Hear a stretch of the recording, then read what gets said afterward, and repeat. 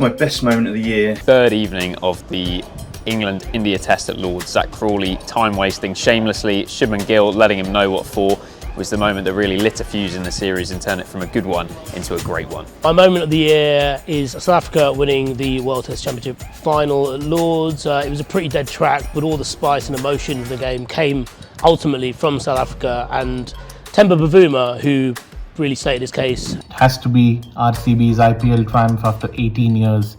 I followed their journey as a fan and then later as a journalist, having gone through the heartbreaks, the near misses, the trolling and everything. So it was so wholesome to see them come together to win the IPL the way they did. This is such a tough one for a year that has seen so many destinies fulfilled. RCB, South Africa, but I'm going to go with the Indian women's team. The poignance, the significance, this is not just the story of this year, this is a story to be savoured for many years to come. Undoubtedly was South Africa winning the Test Mace at Lord's. They went in underrated, they were the underdogs for sure, and nobody really thought they could do it against a champion Australian side. But they did through little contributions everywhere. There was redemption for Lungi Ngidi. Kagiso Rabada roared back after a ban. Aiden Markram scored a century, and Temba Bavuma batted with an injured hamstring. It was the fullness of South African cricket coming together, and I so enjoyed covering that. Mohammad Siraj bowling Gus Atkinson at the Oval to win India that test by 6 runs and level the series 2-2 in England.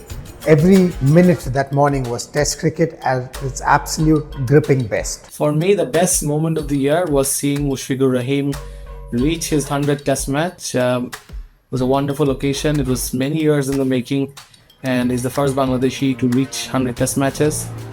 It's hard to look past that Women's World Cup semi-final where India defeated Australia. But for me, it's the Oval Test match, the finish to that Test match, and the fact that we don't often get close finishes in Test matches makes that the best moment for me. Goes to South Australia winning the Sheffield Shield title, not just because it was such a long time between them winning, but also the scenes at Karen Lawton Oval in Adelaide. It was a bit of a throwback to a different era, a small ground packed with people, and then the pitch invasion at the end was just a spectacular way to end the previous Australian domestic season, and a brilliant story all told. Kind of two moments really combined, two contrasting moments for India's Mohammad Siraj.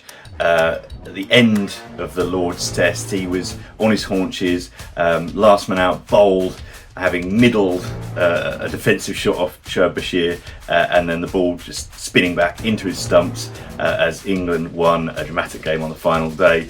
Fast forward a few weeks to the end of the series back in London at the Oval. England needs 7 to win. Siraj's Yorker plucks out Gus Atkinson's off stump, and India's superhero takes off in the manner of his hero Cristiano Ronaldo. He had him on his phone wallpaper that morning.